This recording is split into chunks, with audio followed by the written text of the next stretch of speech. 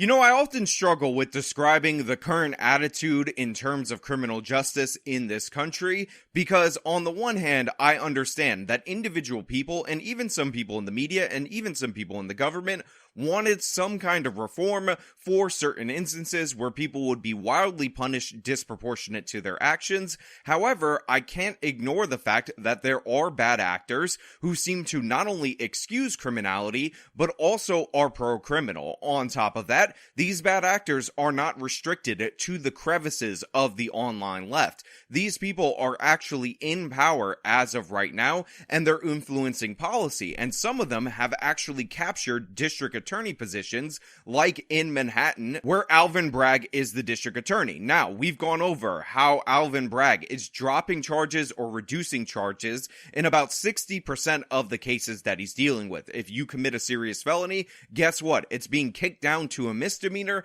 and he doesn't want to put anybody in prison unless they commit only a certain degree of felonies. So what we're watching here is a guy who is obviously leading to a crime spike. However, he's not somebody who's just, I want to be soft on everyone. He's somebody who wants to enforce a specific pro-criminal ideology, because today we're going to talk about a story where a CVS worker was attacked by a retail thief. That attack ended up leading to him defending himself, and now this CVS worker is being charged with murder. This seems eerily similar to the incidents that we've heard about, including the Jordan Neely Daniel Penny incident and the Jose Alba incident, which was also in Manhattan. Now, we're going to get into this. I'm going to talk about the man at the center of this, but before we get into that, this video is sponsored, so let me toss it to the sponsor, and you're going to want to come back over here when we discuss this on the other side. The surging national debt is bullish for the gold market. The recent debt ceiling drama ended with nominal cuts to the federal budget,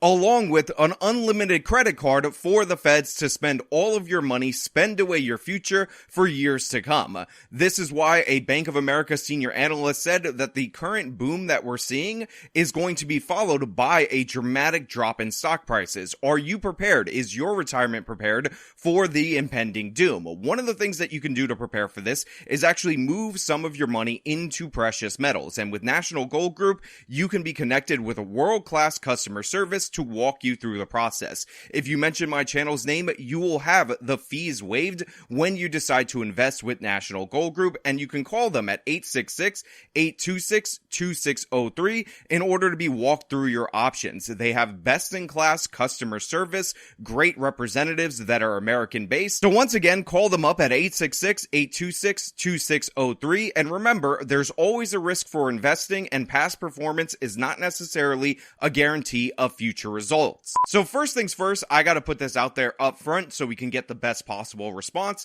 Scotty Enoe, the subject of today's video, is up against it. I recently looked at his Give Send Go, which will be linked in the description of this video, and it's at $225.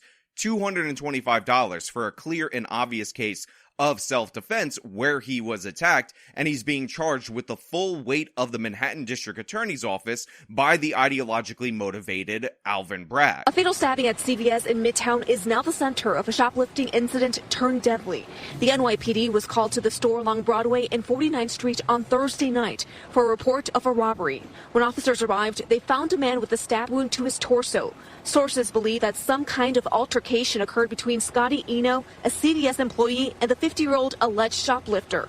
Enoe is accused of pulling out a knife and fatally stabbing the 50-year-old, whose identity has yet to be released. So at the time of this segment, 46-year-old Scotty Enoe had already been arrested and charged with murder in relation to this incident, but the person that he got into the altercation with, his name was not released. However, we actually have an article from the New York Post that goes into the history and the name of the person who was killed, and it turns out it's a 50-year-old homeless man called Charles Brito. Now, according to the Enoe camp, as delivered by his mother to the New York Post, the confrontation went down something like this. At 12:30 at midnight at this CVS in Midtown Manhattan, Brito, who has a long history of thefts and other crimes, unsurprisingly was one of these guys who should have never been on the streets in the first place, decided that he wanted to steal Gatorade and coffee creamer of all things. Why a homeless man specifically wants coffee creamer, I'll never understand, but this is what he tried to steal. At this same time,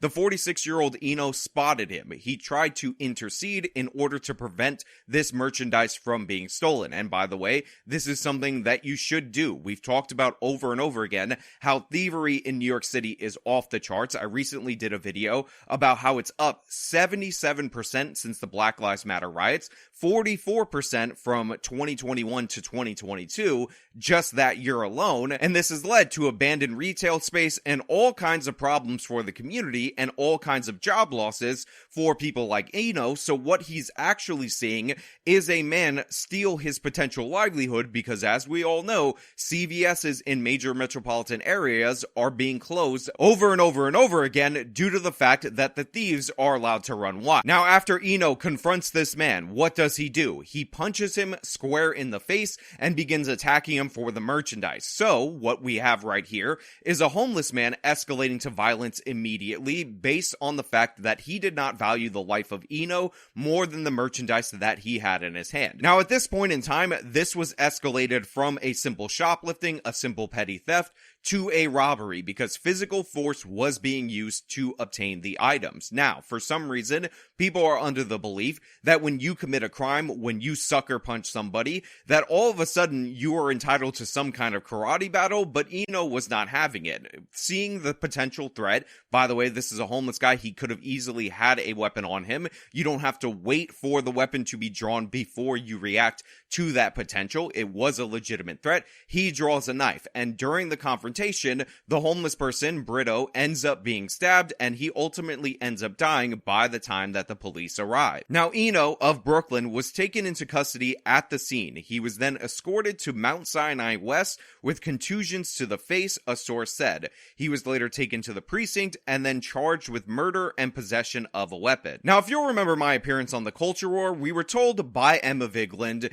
that the shoplifters, they're just desperate Aladdins. They're the most desperate people, and you really can't do anything. Also ignore the unprecedented numbers of increase in retail theft, because honestly, those people are just in desperate straits, and what are they gonna do? He had to steal that coffee creamer, he needed it to feed starving children, and he had to attack the employee that was working at CVS because he dared try to stop him from accomplishing his god-tier Aladdin-like duty to steal from stores for whatever he wants, for whatever reason. The reason it worked is because the philosophy behind mass incarceration is pretty simple.